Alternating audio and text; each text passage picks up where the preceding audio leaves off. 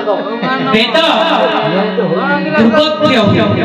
तेणु आम वेद बुझी पारि माँ को कहवा वेद पढ़ पढ़े पढ़े वेद पढ़ुले किए ना जगन्नाथ जिते बेले लक्ष्मी छुड़ा किछि मिलानी से वेद गाई गाइबार कौन है ऋतुज साम थर्व मुखे उचारिले कण मान पलवी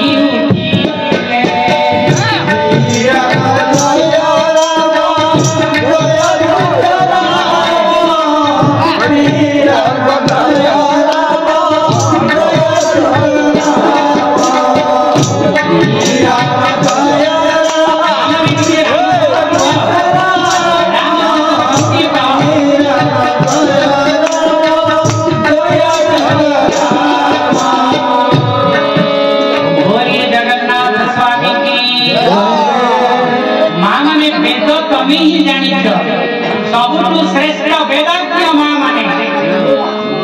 वेदर अर्थ है जे अन्यर वेदना को बुझी पारे से वेदज्ञ पिला माने सुना वेदज्ञ काहे को कहा जाए जे अन्यर वेदना को अनुभवी पारे से होची वेदज्ञ माँ का छुआर वेदना बुझी पारे घर जाकर दुख बुझी पारे जे बुझी पारे से श्रेष्ठ वेदज्ञ तेणु जी अन्यर वेदना बुझुवा लोक अंध जन्मांध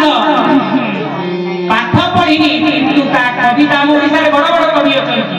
भंजंग किए शब्द साहित्य रे अधिका लिखिथि कि किंतु जन्म अंध संत कवि भीम भोईकर गोटिए पंक्ति आज कैम्ब्रिज यूनिवर्सिटी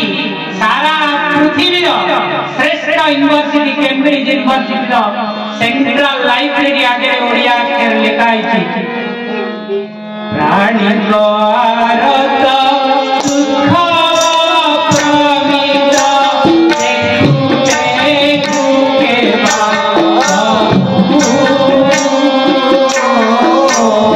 जीवन पछे नरके पड़ी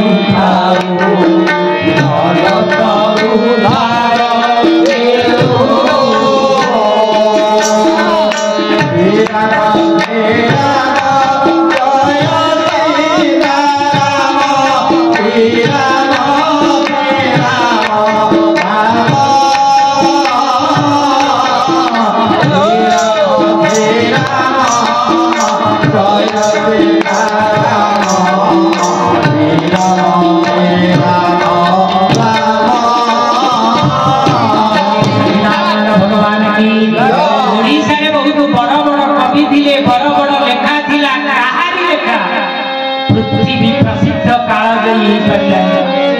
जन्म अंध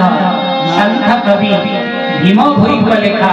आज Cambridge university central library Cambridge university central library सामने रे ओडिया शब्द ओडिया अक्षर रे एई कथा लिखा है मां माने मन दुख करूथिबे तांका आडकु मो माने पछ ही जाई सामना ही पारिनी सेति में क्षमा मागि तेनु श्रेष्ठ वेदना जोटा को कहंती जोटा को कहती जन्म समय जन्म दबार जंत्रणा से श्रेष्ठ जंत्रणा को माँ माने ही अनुभव करते आपन को यदि जे जंत्रणा दिया जाई था हार्ट चोक करके मरी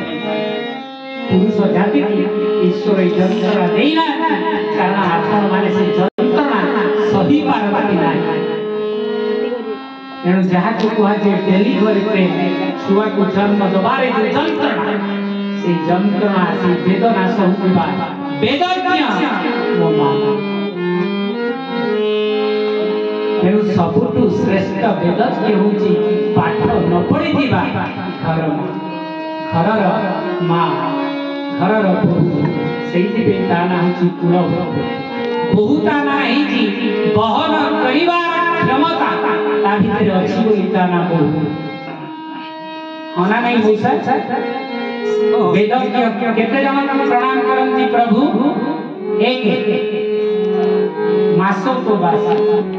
दुई तरुणाग्निहोत्री, 3 वेदांग बीजी, चंद्र सहस्रदर्शी। माँ मैंने गोटे कथा मन रखा पिला मान सौभाग्य जो चाहूँ अमावास्या पर द्वितीय चंद्र दर्शन पड़े द्वितीय दिन चंद्र जो नील वर्ण घड़ी माने संज हो से पश्चिम आकाश में देखा दिया मुहूर्त से दिन जो चंद्र को देखियो सौभाग्य सौभाग्य प्राप्ति हम 1000 चंद्र तो आम देखी पारिबानी 1000 चंद्र देखिले आपण इंद्र हेबे 1000 चंद्र देखिले आपण को पुओ श्रेष्ठ आसन पाइबो 1000 चंद्र देखिले घरर सौभाग्य वृद्धि पाइबो आमे तो 1000 न देखि पारिबा नै अंतत गोटे जोड़े 3टा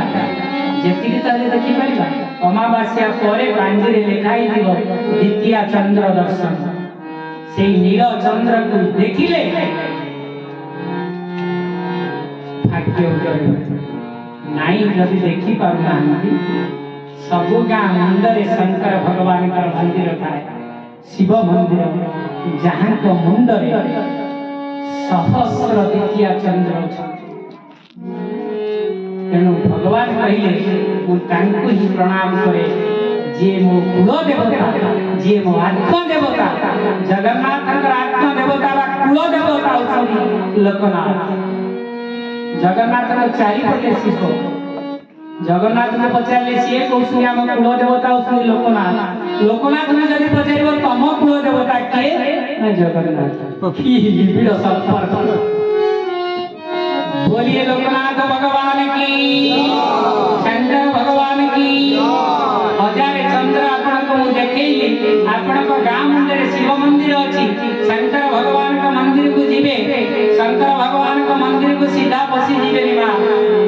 शिवा पसी गले आपण कर मंगल हो जय श्री राम की जय शंकर भगवान का मंदिर को यदि आपण पसी जीवे पाटी कर्नाटी चुबे जीवे शंकर भगवान का मंदिर की तू जय कर बढ़िया कथा शंकर भगवान का मंदिर को यदि सीधा जीवे ताले जम दुआरे आपण पड़े तेनो शंकर कहिले अर्धचंद्र हेतु गला प्रथमे मो पुओ बाहा को जीव मते न देखिले चलिबो मो पुओ को दर्शन करिबो तापरे मो बड़ पुओ को देखिबो आगो सानो पुओ को तापरे बड़ पुओ को तापरे मो स्त्री की दर्शन करिबो उत्तर दिगरे तापरे उत्तर दिगरे प्रवेश करिबो दक्षिण द्वारे जम आड़ को केही चाहि नै जानती दक्षिण द्वार देई के जीवो मो सामने रे बसिछि मो बाहाना ताकू टिके गेल्ल करिबो एबे जाई तम कथा मु सुनिबी तमे मते पूजा कर न कर जहा को बिदुर पूजा करिबो चल तम फल तमे पाई पाई शंकर पाखरे कौनसी देव मंदिर नहीं जो भी सारा परिवार पूजा कर गोटे मंदिर शंकर जो भी पुओ स्त्री वाहन नंदी भृंगी भूत प्रेत द्वारपाल समस्त पूजा कर